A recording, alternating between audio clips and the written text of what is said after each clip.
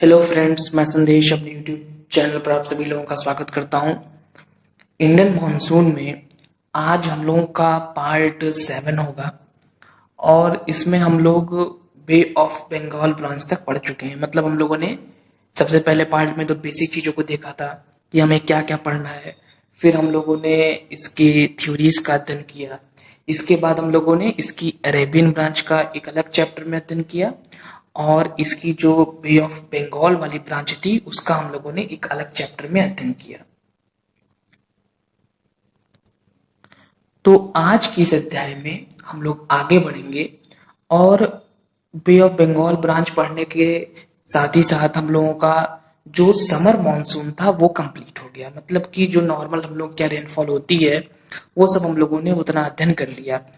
अब कैसे मानसून लौटता है इस चीज का हम लोग को अध्ययन करना है। यहाँ पर फ्रेंड मैं एक चीज क्लियर कर देना चाहूंगा, अपने सभी जो भी लोग इसको वीडियो को देख रहे हैं वो इस कॉन्सेप्ट को अपना क्लियर कर लें। ये चीज हम लोग ऑलरेडी स्टार्टिंग के पार्ट्स में डिस्कस कर चुके हैं और आपको पता भी होगा कि मानसून वो हवाएं होती हैं जिनकी दिशा वर्ष में 2 बार बदलती है। 6 महीने इनकी दिशा जो होती है वो दक्षिण पश्चिम से उत्तर पूर्व की ओर होती है, जो कि अभी हम पढ़े, जो भी हम हवाओं का पढ़ रहे थे, जो हम अरेबियन ब्रांच देख रहे थे, जो हम बे ऑफ बंगाल ब्रांच देख रहे थे, इसको अगर आप ध्यान से देखें तो आपको लगेगा कि हवाओं की दिशा दक्षिण पश्चिम से उत्तर पूर्व की ओर है। और कितने महीने अगर आप इसको गिनेंगे तो लगभग अप्रैल, मई, जून, जुलाई, अगस्त और ऑलमोस्ट सितंबर तक ऐसा चलता रहता है। ठीक, लगभग ये इसमें एक चीज और ये क्लियर है कि ये आपको अपने कॉन्सेप्ट को बस यहाँ पे क्लियर करना है। कोई यहाँ आपको बहुत ही सटीक उसकी आवश्यकता नहीं है। एक बस आपको समझना होगा कि ये 6 महीने इनकी दिशा दक्षिण पश्चिम से उत्तर पूर्व तक रहती है। फिर अगले 6 महीने सितंबर आएगा, अक्टूबर आएगा, नवंबर आएगा, दिसंबर आएगा, ऐसे ऐसे करते करते अगले 6 महीने फिर इनकी दिशा उत्तर पूर्व से दक्षिण पश्चिम हो जाएगी। फिर 6 महीने, 12 महीने होते हैं, तो 12 महीने में से बिल्कुल सीधे सीधे 6 महीने इन हवाओं की दिशा उत्तर पूर्व से दक्षिण पश्चिम होगी और बाद के 6 महीने दक्षिण पश्चिम से उत्तर पूर्व होगी। तो जो दक्षिण पश्चिम से उत्तर पूर्व वाली जो स्थिति होती है वो हमने अभी देखा, इसी में रेनफॉल होती है। ये इंडिया में मेनली जो रेनी सीजन है उसका ही वाला टाइम पीरियड होता है। लेकिन जो उत्तर पूर्व से दक्षिण पश्चिम वाली स्थिति होती है वो तब होती है जब शीतकालीन मानसून आता है। यहाँ पर एक चीज हम क्लियर कर दें कि जो मानसून एक तो मान लीजिए अगर आपसे पूछा जाए कि समर मानसून क्या है, तो समर मानसून हम उसको कहेंगे जो हम लोग ऑलरेडी पढ़ चुके हैं, दक्षिण पश्चिम से उत्तर पूर्व वाला। लेकिन विंटर मानसून या मानसून का लौटना या उत्तर पूर्व मानसून या मानसून का निवर्तन, ये इसके रिट्रीट मानसून, ये इसके बहुत सारे टर्म्स हैं, बहुत सारी शब्दावलियां हैं। इन सब का तात्पर्य किससे है? इन सब का तात्पर्य जब हवाएं उत्तर पूर्व से दक्षिण पश्चिम की ओर चलती हैं। तो चलिए अब हम लोग बिना समय व्यर्थ किए, वेस्ट किए, अब सीधे अपने टॉपिक पे आते हैं और इसको समझते हैं। बस इसमें मैं बस आपको ये हिंट देना चाहूंगा कि कुछ चीजों को आप लोग अच्छे से समझ लीजिए। जो भी बेसिक्स हैं, स्टार्टिंग के पार्ट्स हैं, उनको जरूर देख लीजिए। फ्रेंड्स, ये इंडिया का मैप है और इसमें जो है क्या कहते हैं, इस मैप में सबसे पहले तो हम ये बता दें कि ये बहुत ही लंबा मैप है, तो ये एक बार में स्क्रीन पे नहीं आ पाएगा। लेकिन मैं लास्ट में आपको इसकी फोटो दिखा दूंगा जिससे आप इसका स्क्रीनशॉट लेके इसको बना लें। मानसून का अंत, अब इसको समझने के लिए कुछ चीजें आपको बेसिक समझनी पड़ेंगी, वो आप ध्यान से सुनिए और आप अपने आप समझ जाएंगे। होता क्या है कि जनरली आप जानते हैं 4 डेट्स हम लोगों ने देखी थी, 21 मार्च, 21 जून, 23 सितंबर, 22-23 दिसंबर।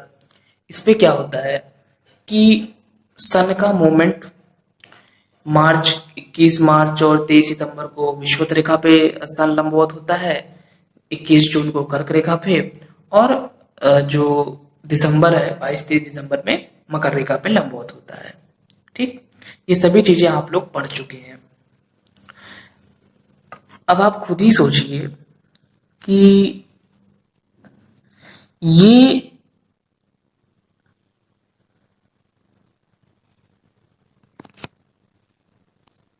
सितंबर की स्थिति है और आपको पता है कि 23 सितंबर, जैसे थोड़ा सा कॉन्सेप्ट वाली चीजें ध्यान से समझना पड़ेगा। ये आपकी कर्क रेखा है, ठीक। और ये जो हमारी कर्क रेखा है, 21 जून को सूर्य कर्क रेखा पे लंबवत चमकता है। 21 जून ध्यान दीजिएगा।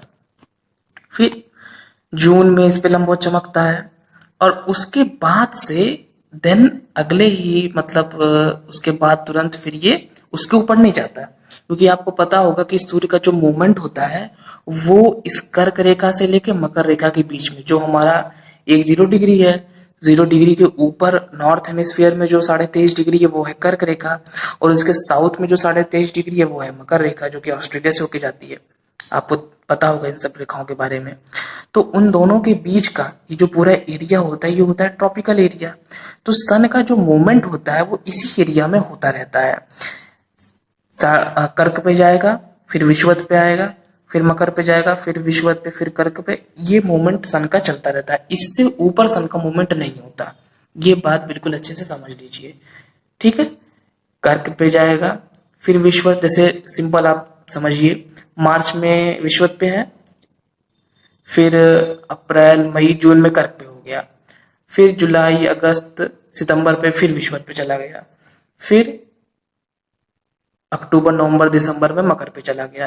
तो ये डेट्स आपको पता होनी चाहिए, और इससे एक चीज क्लियर समझ में आ रही है कि इन्हीं एरियाज में सन का मूवमेंट होता है, जिसको हम कहते हैं ट्रॉपिकल एरिया। मतलब 23.5 नॉर्थ हेमिस्फीयर अर्थात ट्रॉपिक ऑफ कैंसर से लेकर के 23.5 southern hemisphere tropic of Capricorn तक, और उसके बीच में हमारा 0 डिग्री पड़ जाता है। ये होता है हमारा पूरा ट्रॉपिकल एरिया। तो ये आपका है कर्क रेखा। अब आप इसमें ये समझिए कि इसके बाद धीरे धीरे 21 जून के बाद जुलाई आएगा, अगस्त आएगा, और धीरे धीरे जो हमारी लो प्रेशर की बेल्ट यहाँ बनी हुई थी, क्योंकि आपको पता है कि यहाँ पर जब जून में सूर्य लंबवत होता है, हाई टेम्परेचर लो प्रेशर होता है, तो हवाएं जो हमारा इधर ओशन है वहां से यहाँ चलती हैं और नमी लेते हुए आती हैं, रेनफॉल करती हैं। ये सब चीजें हम लोग ऑलरेडी डिस्कस कर चुके हैं।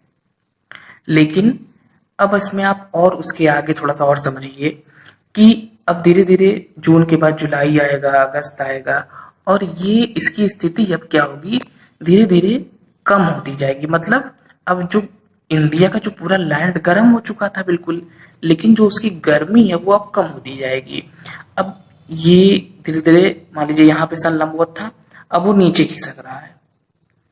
अब जैसे जैसे जैसे मैं आपको बता रहा हूं करते हुए, एक कल्पना करने वाली चीज है, जैसे जैसे सन नीचे आता जाएगा ठीक उसी तरीके से अब इंडिया जो है धीरे धीरे क्या होगा, इंडिया धीरे धीरे अपनी जो ऊष्मा है वो खोने लगेगा। मतलब कि इंडिया का लैंड अब धीरे धीरे ठंडा होने लगेगा। सिंपल सी बात है, अभी तक सन यहाँ लंबवत था तो लैंड बिल्कुल गर्म था, इंडिया में गर्मी थी। लेकिन आप खुद ही महसूस करेंगे कि सितंबर में उतनी मई जून जुलाई वाली गर्मी नहीं होती है। सितंबर में नॉर्मल होता है, फिर अक्टूबर नवंबर आते आते, अक्टूबर से तो ठीक ठाक ठंडक पड़ना शुरू हो जाती है, और नवंबर में तो खैर ठंडक पड़ती है, दिसंबर में तो बहुत ज्यादा ठंडक पड़ती है। तो सितंबर से मौसम अच्छा धीरे धीरे होने लगता है, अगर हम गर्मी ठंडी की बात करें तो। और ये सब आप लोग महसूस करते होंगे, ये कोई बताने वाली चीज नहीं है। तो धीरे धीरे सन नीचे की ओर खिसक रहा है। जून में यहाँ पे था, अब सन नीचे की ओर खिसक रहा है। जुलाई अगस्त ऐसे करते करते सन नीचे जा रहा है, और जून में अगर कर्क पे है तो जुलाई अगस्त सितंबर में जाते जाते पहुंच जाएगा कहाँ, विषुवत रेखा पे।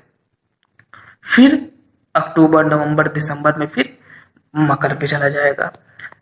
तो अब यहाँ पे आपको समझना ये है कि जैसे जैसे सूर्य नीचे जा रहा है वैसे वैसे स्थितियां बदल रही हैं भाई। पूरी की पूरी जो हमारी प्रक्रिया है मानसून की, वो सिर्फ एक ही मेन कॉन्सेप्ट पे आधारित है। लैंड हमारा अधिक गर्म है, हाई टेम्परेचर है, लो प्रेशर है, और वाटर बॉडी पे लो टेम्परेचर हाई प्रेशर है। तो इसीलिए वाटर बॉडी से लैंड की ओर हवाएं चल रही हैं। ये हम लोग थर्मल कॉन्सेप्ट में समझ चुके हैं। तो कुल मिला जुला के जो पूरे मानसून की प्रक्रिया की बिल्कुल मूल बात है वो ये है कि हवा का उच्च वायुदाब से निम्न वायुदाब की ओर प्रवाहित होना। तभी हवा जो है, जो पवन है, वो आर्द्र पवन है, नमी ली हुई हवा है, वो आपकी ओशन से लैंड की ओर चल रही है। लेकिन धीरे धीरे जब भारत का लैंड ठंडा होता जाएगा, क्योंकि सूर्य फिर नीचे की ओर आ रहा है, तो उसे ही हम कहते हैं स्थितियां बदलने लगेंगी। अब उसे ही हम कहते हैं मानसून का अंत, या मानसून का निवर्तन, या मानसून का लौटना। ठीक। और इसे ही हम कह सकते हैं शीतकालीन मानसून। बहुत सारे लोग कहेंगे कि ये शीतकालीन मानसून नहीं होता है, लेकिन अगर आप ध्यान से देखिए तो अब जैसे जैसे ये वाली हवाएं अब समाप्त होंगी, जो दक्षिण पश्चिम से उत्तर पूर्व की ओर चल रही हैं, वहीं से धीरे धीरे अब उत्तर पूर्व से दक्षिण पश्चिम वाली हवाएं अपना प्रभाव धीरे धीरे दिखाना शुरू कर देंगी। क्यों? क्योंकि अभी तक तो हमारा लैंड गर्म था और वाटर बॉडी ठंडी थी। लेकिन अब क्या होगा? अब होगा यहाँ पर ये कि जैसे जैसे अब हमारा ये जो सूर्य है ये नीचे की ओर जाएगा, और जब ये इंडिया को क्रॉस कर जाएगा, तो फिर क्या होगा? अब सदर्न हेमिस्फीयर में चला जाएगा, फिर मकर रेखा पे लंबवत होगा।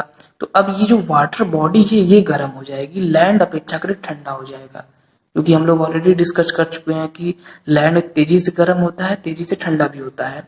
स्थितियां बिल्कुल विपरीत हो जाएंगी। हमारा जो वाटर बॉडी है वो वहां पर हाई टेम्परेचर लो प्रेशर हो जाएगा, लैंड पे लो टेम्परेचर हाई प्रेशर हो जाएगा, और फिर लैंड से वाटर बॉडी की ओर हवा चलेगी। ये होता है।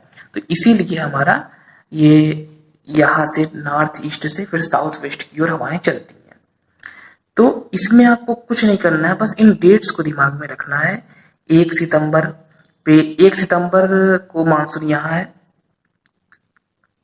फिर 15-15 का है इसमें, फिर 15 सितंबर, फिर यहाँ पे और लंबा गैप है 1 अक्टूबर। मतलब इसका एरिया अगर आप ध्यान से देखें तो धीरे धीरे कम होता जा रहा है। अब 1 अक्टूबर को यहाँ से यहाँ है, फिर अगर हम और नीचे आए मैप में तो इधर 15 अक्टूबर, फिर 1 नवंबर, फिर आपका ये 15 नवंबर,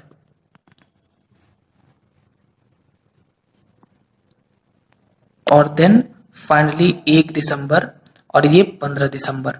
तो ये मैप क्या बता रहा है? ये मैप हम लोगों को यह बता रहा है कि ये इसमें बहुत अच्छा ये मैप है, बहुत डेट वाइज बिल्कुल करेक्ट इसमें दिया हुआ है कि कैसे कैसे यहाँ पर जो हमारी मॉनसून विंड्स हैं, जो कि दक्षिण पश्चिम से उत्तर पूर्व चलती हैं, उनका अंत हो रहा है। सबसे पहले यहाँ पे हुआ, फिर यहाँ हुआ, फिर यहाँ हुआ, फिर अभी हमने जो पूरा नीचे देखा, तो ये इसमें दिखाया जा रहा है। अब हम एक मैप और देखते हैं। ये मैप भी कुछ वैसा ही है, लेकिन ये मैप मानसून के अंत का नहीं बल्कि आगमन का है। इसमें अगर आप ध्यान से देखें तो जैसे जैसे अब इंडिया का लैंड गर्म होगा, प्रक्रिया शुरू हो जाएगी।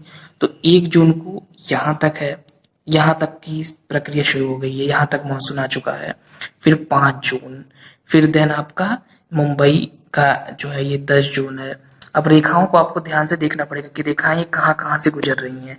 अब ये 10 जून वाली जो रेखा है ये आप देखिए मुंबई, फिर इधर आपका हैदराबाद के पास से, फिर इधर भुवनेश्वर के पास से, फिर इधर से गुजर रही है। मतलब इतने इतने एरियाज में आपका 10 जून तक जो मानसून की जो स्थिति वो हमें देखने को मिलेगी।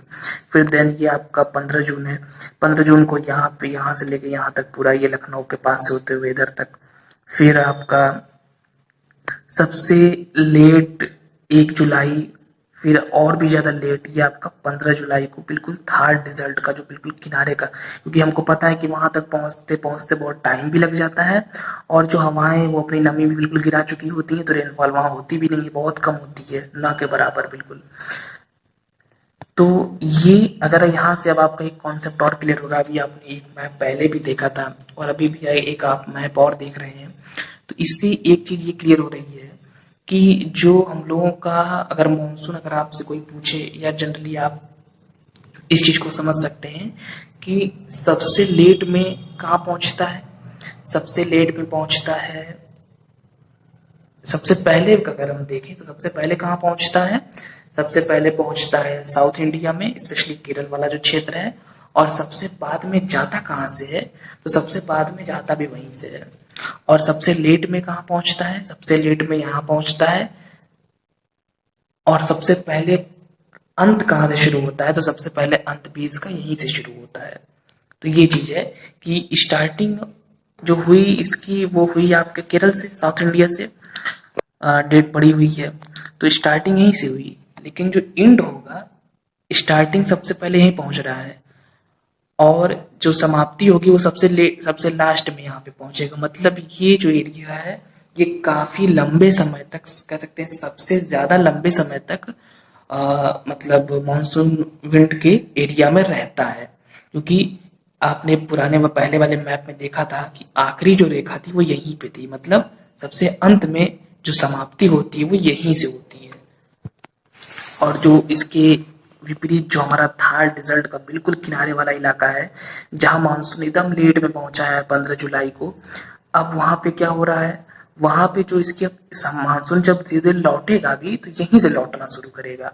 तो मतलब ये वाला इलाका सबसे लेट में वर्षा पाने की स्थिति में होता भी है, तो जैसे थोड़ी स्थिति बनती है वैसे मानसून फिर लौटने की प्रक्रिया शुरू हो जाती है। तो इसीलिए रेनफॉल यहाँ बहुत कम होती है। तो ये भी एक यहाँ पे इम्पोर्टेंट फैक्ट है कि जो हमारा थार डिजर्ट वाला इलाका है वो सबसे लेट में प्राप्त भी करता है और सबसे पहले दे भी देता है। और जो हमारा केरला वाला इलाका है वो सबसे पहले प्राप्त करता है और लेकिन सबसे बाद में देता है। तो ये हो गया।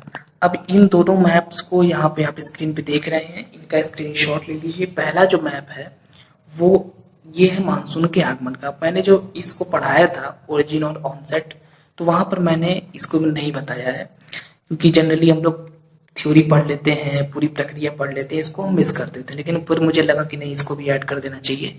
तो उस वाले चैप्टर में अगर आपके पास समय है, जैसे समय बहुत कम होता है, जनरली थ्योरीज पे क्वेश्चन आता है, नहीं तो बे ऑफ बंगाल ब्रांच या अरेबियन ब्रांच पे क्वेश्चन आता है। तो अगर ब्रांचेस पे क्वेश्चन आता है तब तो ये उतना बनाना ठीक नहीं रहेगा क्योंकि समय बहुत कम होता है। लेकिन अगर आपके पास समय है 5-10 मिनट अगर आप बचा लिए हैं क्वेश्चन करते समय, तो आप इस मैप को बना सकते हैं क्योंकि बहुत इंपॉर्टेंट है, इतना इंपॉर्टेंट ये मैप है। हमने तो बस इसको थोड़ा फास्टली देखा है, अगर आप ध्यान से देखेंगे तो कितनी अच्छी तरीके से डेट वाइज इसमें बताया गया है। और इन रेखाओं के माध्यम से अगर आपको थोड़ा मैप का अच्छा नॉलेज है तो आप आसानी से समझ सकते हैं कि कैसे कैसे जहां जिस शहर से वो रेखा जा रही है, अगर 10 जून की रेखा ये जा रही है तो यहाँ इस रेखा पर या इस रेखा के आसपास जो भी शहर पड़ेंगे वो उस डेट तक मानसून वाली स्थिति में आ चुके रहेंगे। वहां पर एक तरीके से रेनफॉल की हल्की फुल्की स्टार्टिंग शुरू हो चुकी होगी। तो ये मैप इसलिए बहुत इंपॉर्टेंट है। और दूसरा मैप जो इस समय आप स्क्रीन पे देख रहे हैं ये आपका अंत का है। मतलब इसमें ये बताया जा रहा है कि कैसे कैसे अब इंडिया ठंडा होना शुरू हो गया है और जो हवाओं का क्रम है अब वो बदलेगा। अब जो अभी तक हवाएं दक्षिण पश्चिम से उत्तर पूर्व की ओर चल रही थी वो अब बदल करके उत्तर पूर्व से दक्षिण पश्चिम की ओर चलेंगी और अब वो धीरे धीरे उसमें निवर्तन हो रहा है। और डेट पड़ी हुई है कि सबसे पहले थार से, फिर उसके नीचे, फिर उसके नीचे और सबसे लास्ट में जो खत्म होगा वो केरला से। तो फ्रेंड्स फिलहाल ये जो हमारा अध्याय है इसको हम यहीं पे समाप्त करते हैं क्योंकि अभी विंटर मानसून पूरी तरीके से शुरू नहीं हुआ है। अभी तो सिर्फ हवाओं का क्रम थोड़ा पतला है, तो इसलिए अभी भी बहुत सारे लोगों का कंफ्यूजन होगा और ये मुझे भी कंफ्यूजन बहुत दिन तक था कि क्या जो रिट्रीट ऑफ मानसून है और जो विंटर मानसून है क्या ये दोनों सेम चीजें हैं या अलग अलग है। तो यहाँ पर मैं क्लियर कर दूं कि ऑलमोस्ट दोनों चीजें सेम तो नहीं है, लेकिन दोनों चीजें जुड़ी हुई हैं। तो हम ये भी नहीं कह सकते हैं कि दोनों चीजें बिल्कुल सेम है। मैंने अभी बीच में बोल दिया था कि दोनों चीजें सेम है, तो यहाँ बहुत सारे हमको भी बहुत सारे लोगों ने बताया है, बहुत सारे टीचर्स ने भी बताया कि दोनों चीजें सेम नहीं है। लेकिन यहाँ पे मुझको जो अध्ययन करने से ये आइडिया लगा कि दोनों चीजें यद्यपि सेम तो नहीं है, बिल्कुल अलग भी नहीं है, क्योंकि जैसे ही हवाओं का क्रम बदलेगा तो जो दूसरी हवाएं थी वो अपना स्थान ग्रहण कर लेंगी, वो ऊपर से मतलब नॉर्थ ईस्ट से साउथ वेस्ट की ओर चलने लगेंगी। तो ये दोनों चीजें बिल्कुल सेम भी नहीं है और बिल्कुल अलग भी नहीं है। तो अभी तो हम लोग आज की इस अध्याय में मानसून कैसे लौटता है, क्या उसमें इंपॉर्टेंट चीजें हैं, वो चीजें हम लोग देख लिए हैं। अब अगले अध्याय में हम लोग जो इसका विंटर मानसून है उसमें हम लोग थोड़ा सा जेट इत्यादि के बारे में भी अध्ययन करेंगे और आगे बढ़ेंगे फिर। और इस पे अगर क्वेश्चन आता है मान लीजिए मानसून के लौटने पे, तो इसमें आप मानसून का इंट्रोडक्शन देके बढ़िया सा मैप बना दीजिए और जो बातें हमने की हैं इसको बता दीजिए अच्छे से, आपका काम हो जाएगा। और जो मानसून के आगमन वाला मैप है उसको आप क्या करेंगे, उसको बताने के लिए फ्रेंड्स आप जैसे ये मैप जो आपके सामने ये आगमन वाला है, तो इसमें आपको अगर मानसून पे क्वेश्चन आया है, अगर आगमन पे केवल आगमन के बारे में पूछा गया तब तो आप इसी को बनाएंगे। और अगर किसी थ्योरी के बारे में पूछा गया है या फिर किसी ब्रांच के बारे में पूछा गया है या मानसून की ओरिजिन के बारे में, तो फिर आप इसको बना सकते हैं। लेकिन उसके पहले जो भी मेन चीज पूछी गई है उसको कंप्लीट कर लीजिएगा, फिर अगर समय मिले तो इसको आप बना सकते हैं। ये मैप बहुत इंपॉर्टेंट है। फिर हम लोग इसी प्रकार अगले अध्याय में मिलेंगे और आगे जो इसका विंटर मानसून वाला पोर्शन है उसको पढ़ेंगे और बेसिक डिफरेंस समझेंगे कि what is the basic difference between summer and winter. Summer winter monsoon तो हो गया, what is the basic difference between winter monsoon and retreat of monsoon, इन दोनों चीजों में क्या विशेष अंतर होता है। तो फ्रेंड्स फिलहाल इस अध्याय में इतना ही। और इस प्रकार अगर वीडियो आपको अच्छा लगा हो तो वीडियो को लाइक करें, शेयर करें एंड हमारे इस चैनल को सब्सक्राइब करें। Thank you friends.